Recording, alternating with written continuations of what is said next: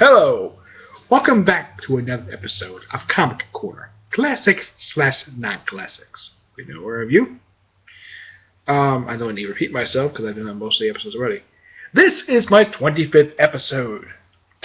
In this episode, I've decided to do another segment. This is a very special episode. Since this is my 25th episode, I decided to do something very special, in a way. A new segment called Tripleshot. Tripleshot is basically where I review three books in the same video. 3. And the first one is, I've been saving this one particularly for this one, The Watchman. One of the best-selling graphic novels of all time. This copy was given to me by the orderly comic book store I have that's basically just up the street where I live. One of the most popular stories ever written, and one of Alan Moore's best written works. I've read a lot of Alan Moore's stuff. Now, when I first read this the first time, I loved this. It was really, really good. But I'm not going to give basically a spoilers rate for this, or basically what I usually do, because this is a very popular trade paperback. Very, very, very popular graphic novel. And a lot of people know what happened in this book, so I'm not going to spoil anything when it comes to this book. So if you find this book nowadays, you probably find it in the Deluxe edition. You probably won't find it this size. See, look. All 12 issues. It was originally a 12-issue limited series published back in 1985. The story, I can give away some of basically how the story goes. Basically, it's an alternate version of 1985. Those of you who basically follow history, in 1985, Ronald Reagan was president at that time. In this universe, Nixon is still president. And he's in his 4th term. Now, they did an adaptation of this movie, which I will do in my DVD review. And I will do a comparison with this to the movie. Now, I can give some things away, like the character. The characters are, in this story, you have the comedian, who is a rapist, and he's very cocky and stupid. You got Rorschach. Well, I can also give away what his character based on. The comedian is based upon Peacemaker and aspects that also parts of him based upon Nick Fury. Then you got the most popular character from The Watchmen, Rorschach, who is based upon aspects of a character called Mr. A and The Question.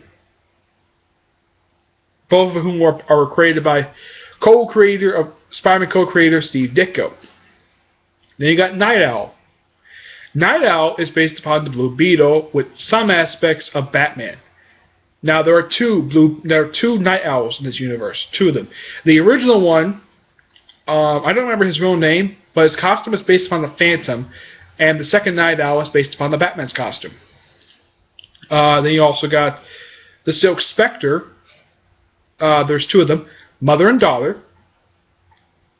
Loren, who's the original one, and you got Sally, who's the second one, and she had a miniseries.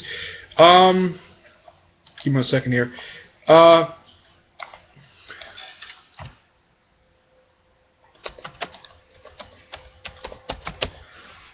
I'm trying to remember exactly let's see. Here we go. I'm getting to it. I'll be back to it. There's also Ozymandias, whose real name is Adrian Vought. He's based upon a character known as Peter Thunderbolt. Let's see. Where are the characters? Here we go. Let's see. Here it is. Silk Spectre is based upon the character Nightshade, but she's also partially based upon the Black Canary from DC Universe and Phantom Lady, who is Starman's cousin. Ozymandias, like I said, Peter Can Thunderbolt. Let's see. There's also Dr. Manhattan, who's based upon the original Captain Atom, not the one that's been shown up recently, New 52, but the original one. Before Captain Nathaniel Adams, this was the original one created by Carlton Comics. That's who he's based upon.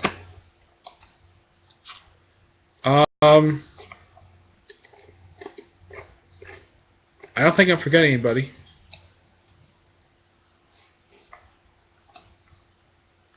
They have their own version of the JSA, who was called the Minutemen, where they're formed by Hood Justice. He's a guy who likes to basically hang people in a way. He's kind of like this universe's version of the Hangman from the Marvel universe.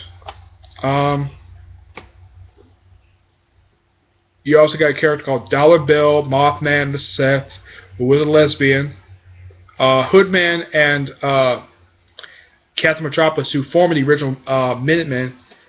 There's also the Crime Busters, which was a short-lived group. They disbanded at the first meeting. But that's pretty much how this book is like a murder mystery. This particular book was not basically there was not the book that basically had Alan Moore. Alan Moore was already a big hit in the comic book community at this time. He got his big start with Swamp Thing, not with this. Despite the fact he wrote this, well, the story's in here. And the artwork, I can show you the artwork in here. Let's see. Something doesn't spoil. Here. Beautiful artwork. Beautiful. 1980s artwork. Okay? And this is The Watchman. 5 out of 5, one of the best graphic novels ever published. Alright then. Now for the other two. Alright. Gauntlet Book 2, Rhino and Mysterio. Some of you probably thinking, where's Book 1? It's coming. I didn't have Book 1 at the time, so I started with this one. This one collects issues Amazing Spiderman 617 to 621, and the Rhino and Mysterio Origins from Web of Spiderman Volume 2, number 3 and 4, and this is written by Joe Kelly, Dan Slott, Spirit Spiderman writer, and Fred Lenzetti, I think that's how you pronounce his name. There are a few different stories in here. The first one basically just the first that they put in here, put in the origin of the Rhino. So like basically Web of Spiderman began issue 2 up into issue 7, I believe it was. 7 or 8, and along with issue 12, pretty much serve as origin stories for certain villains. Yeah. That's what the first story is. And there's a variant cover basically of the coming of the Rhino.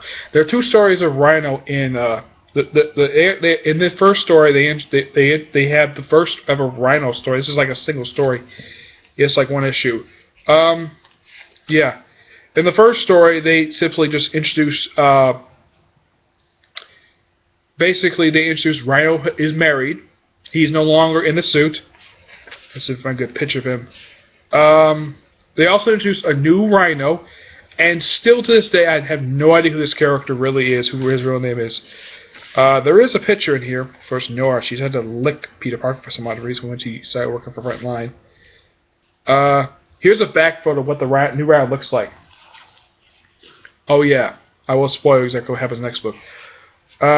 Here we go.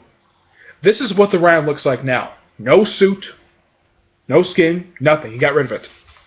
Yeah. When he got out of prison, he got married. Smart move. He's a big guy. Even without the suit, he's a huge guy. And he's tough too. He's bald. He must have shaved his head bald before he put on the suit. And this is just one simple story, basically, of them meeting. As far as I know, after this, in this book, they do have another story called The Walk, which is like a backup story in here. Basically, just tells how he first met his wife, and that's pretty much now. The second story, next to one here, this one's about the origin of Mysterio. It's basically someone everybody knows.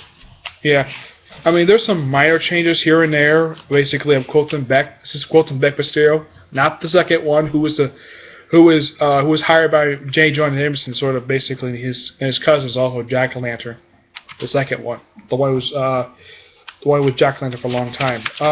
Yeah, basically, they have website number 4, just basically does an origin story. Now then they have Mysterio did something quite unusual.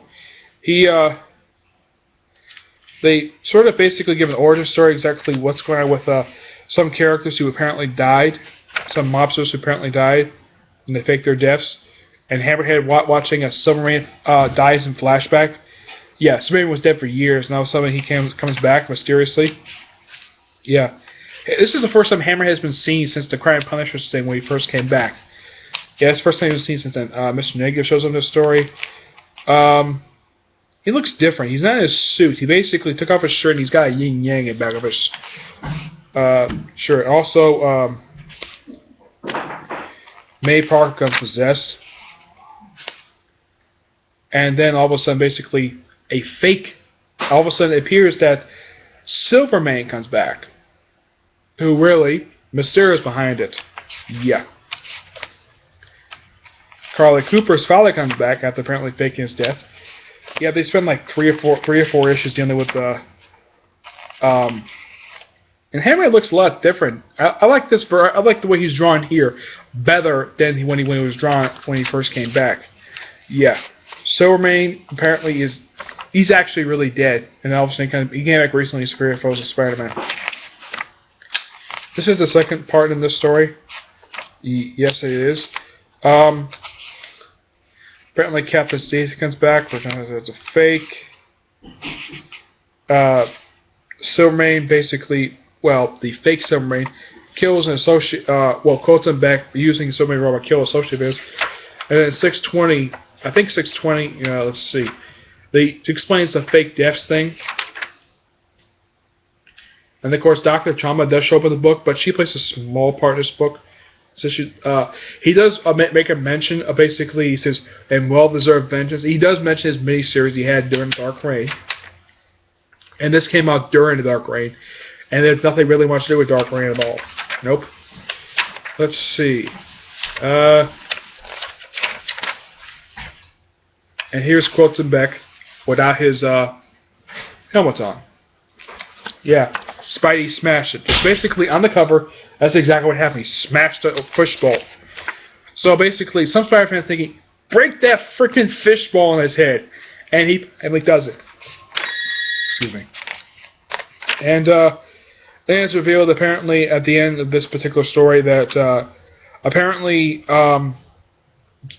Jean DeWolf's apparently back, but it's actually the Chameleon. That's the end of that story.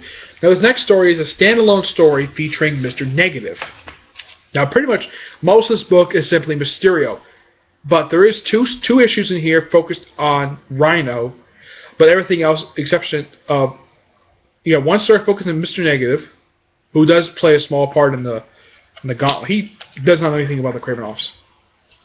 No, this is just a story basically where Spider-Man and Black Cat team up. May is still basically Negative May. He's still, I don't know when they actually free her from this. I really don't know. Yeah. It's an interesting story. They steal back the vial of blood from Mr. Negative. Apparently he stole a vial of Peter Parker's blood. And this is at a time basically where Spider-Man and Black Cat are in a relationship. Yes, Michelle does show up in this story. Yeah. And apparently, it does tease at the end, basically, a possible return of the Lizard. He does return. Okay, now as for this one. The Rhino story is actually pretty good. I like the Rhino story. The Mysterio story was a bit weird, but it was very, very interesting. The Negative story, it's just a simple follow-up to the Rhino story. So basically, artwork is okay. I give it that much. So all in all, this is a 4 out of 5 story. It's just you won't take the extra star because Mr. Negative story was okay. I like the Rhino and Mysterio stories a lot better.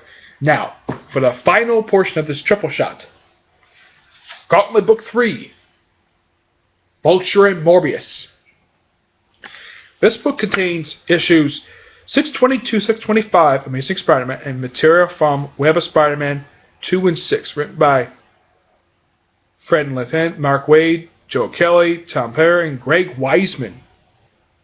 Yeah, the creator of Gargoyles and Young Justice. In this book, pretty much, it has a short story written by Tom Perry. Yeah, it's called The Irritable J. Jonah Jameson. It's simply a fan of his. Now, Spider-Man does not show up in this story except for basically these pictures here. He shows up in here. It's 2-page splash. Yeah, he also has one of the Beatles gloves. But it's just a short story. And then the thing further opens basically with one story of Morbius. Excuse me. This is the only time he shows up in this book. Then after this, he doesn't show up again until after the Gauntlet is over. Now this story basically sort of sells up. Black Cat reveals that she saw Peter Parker's blood, and they had sex. Yeah, this is the second time ever they've actually done this. Of course, this time Spider-Man kept his mask on. And this right here,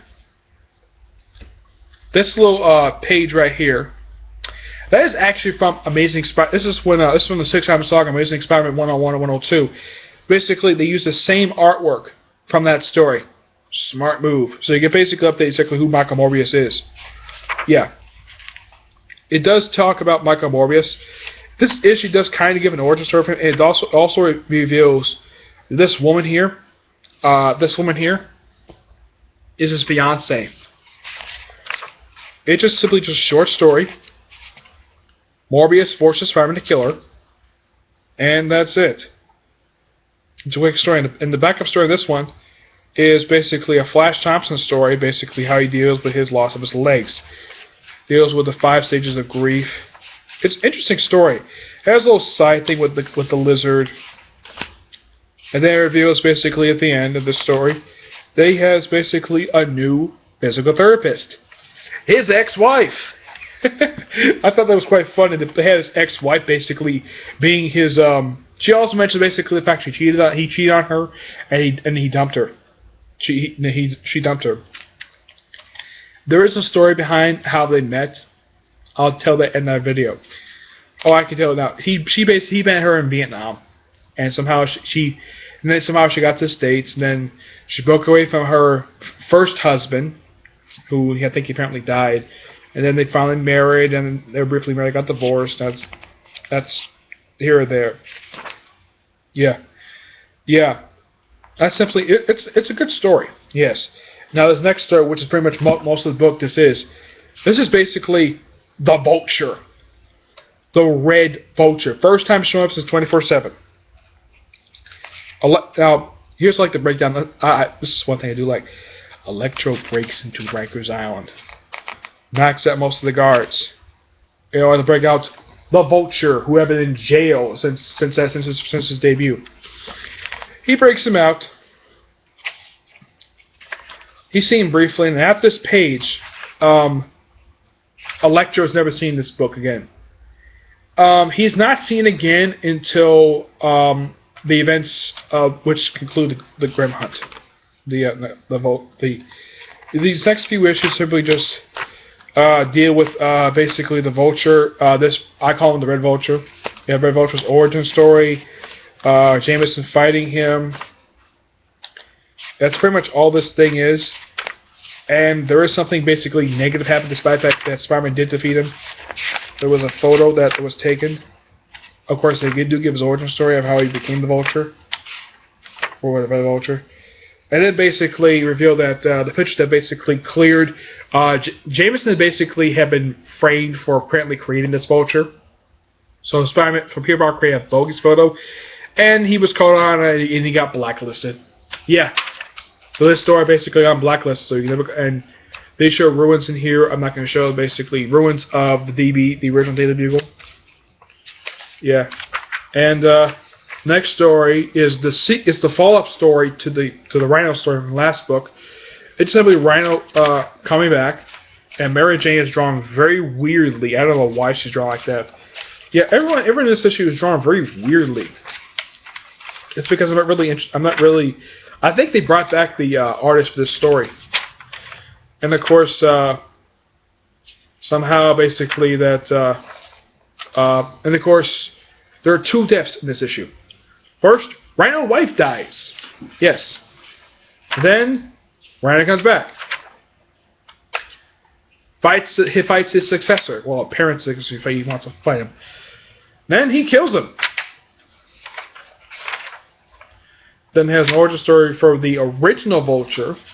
Yes, Adrian Toomes. It basically is not exactly the origin story. It's just basically a short story featuring Adrian Toomes. It's a good story. Yeah. So all in all, this book, the only story I had much of a problem with was the first story. It was a bit weird. 4 out of 5. Good book. Pick it up. Okay. And now to show off the 3 books I showed off. Here's all 3. Pick these up. And that's it for this video. So, that's it for my triple shot and my 25th video. 25th episode for this series.